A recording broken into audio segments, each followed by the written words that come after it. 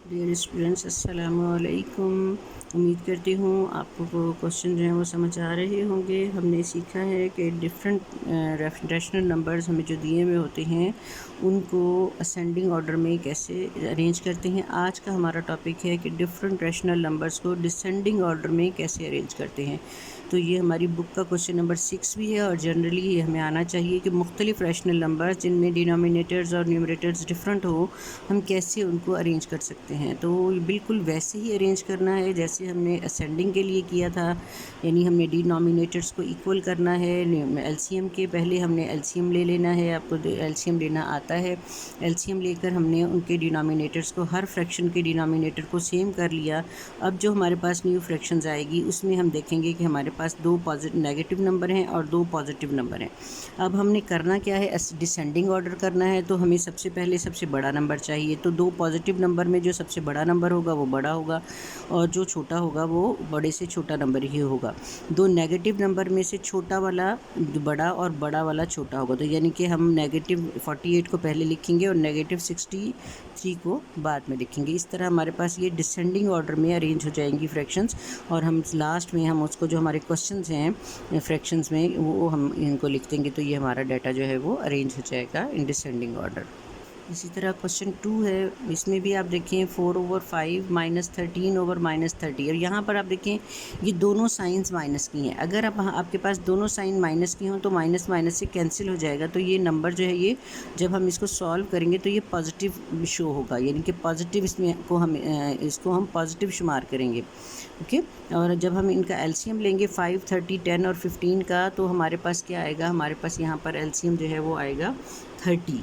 ठीक है। तो हमने हर डिनोमिनेटर को, जो भी फ्रैक्शंस हमें 4 दी हुई हैं, इनके डिनोमिनेटर को 30 बनाना है। तो 5 को 6 से मल्टीप्लाई करेंगे तो वो 30 बन जाएगा।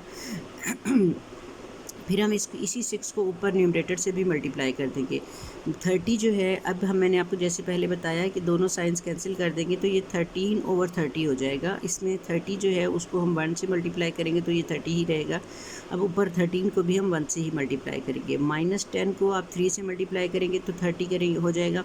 और ऊपर भी हम इसको 3 से मल्टीप्लाई करेंगे तो वो 21 हो जाएगा। -15 को आप 2 से मल्टीप्लाई करेंगे तो 30 बनेगा और ऊपर भी हमें 2 से मल्टीप्लाई करना पड़ेगा और वो हो जाएगा 14। तो ये दो वैल्यूज़ जो हमारे पास माइनस की आएंगी और दो वैल्यू जो है हमारे पास वो प्लस की आ गई हैं। तो अब हमें, क्योंकि डिसेंडिंग ऑर्डर बनाना है, तो हमें सबसे पहले सबसे बड़ा नंबर जो है, सबसे बड़ा न्यूमरेटर लेना है। तो वो है 24। तो 24/30 इज़ बिगर देन 13/30 और 13/30 इज़ बिगर देन, अब दो नेगेटिव नंबरों में से आप देख लें जो छोटा है वो छोटा नंबर जो है वो बड़ा होगा उस बड़े नंबर से। तो -14/30 पहले आएगा और -21/30 जो है वो उसके बाद आएगा। अब हमने अरेंज कर लिया एज अकॉर्डिंग टू न्यूमरेटर्स। तो अब हम देख लेंगे कि 24/30 किसकी फ्रैक्शन थी, 4/5 की। 13/30 किसकी थी, -13/-30 की। तो वो हम यहाँ पर लिख देंगे। -14/30 था हमारे पास, -7/-15 और -21/30 था 7/-10। तो ये हमने आंसर जो है उनमें से तमाम फ्रैक्शंस जो है वो अरेंज कर दी डिसेंडिंग ऑर्डर में। तो हमारा क्वेश्चन इसी तरह पार्ट 3 में देखिए 5/8 है, 13/24 है, 17/-12 है और 9/48 है। अब देखिए एक वैल्यू आपके पास माइनस की है और बाकी तीनों जो आपके पास फ्रैक्शंस हैं वो पॉजिटिव हैं।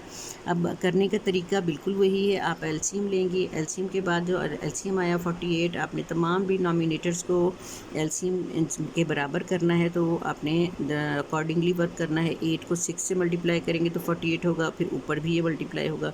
24 को 2 से मल्टीप्लाई करेंगे तो ये 48 बनेगा और 13 भी फिर मल्टीप्लाई होगा। 12 जो है वो 4 से मल्टीप्लाई करेंगे तो 40 बनेगा और फिर इसी 4 को आपने 17 से भी मल्टीप्लाई करना है तो हो जाएगा -68।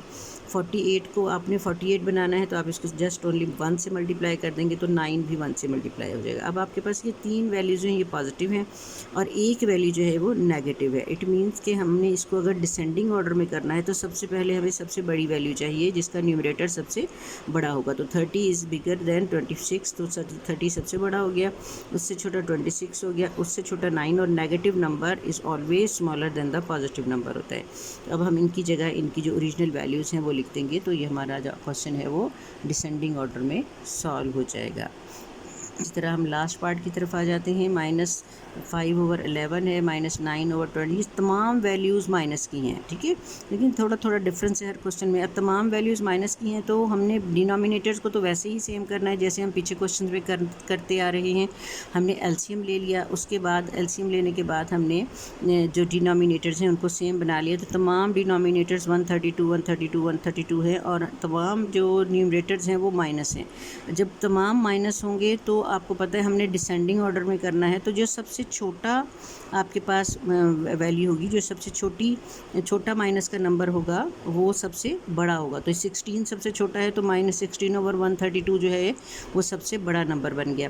उसके बाद -54 है, उसके बाद -60 है, उसके बाद -123 है। तो ये तमाम नंबर इस तरह हमने अरेंज कर लिए और फिर हमने देख लिया कि इनकी ओरिजिनल फ्रैक्शंस कौन कौन सी थी जो क्वेश्चन में दी हुई थी।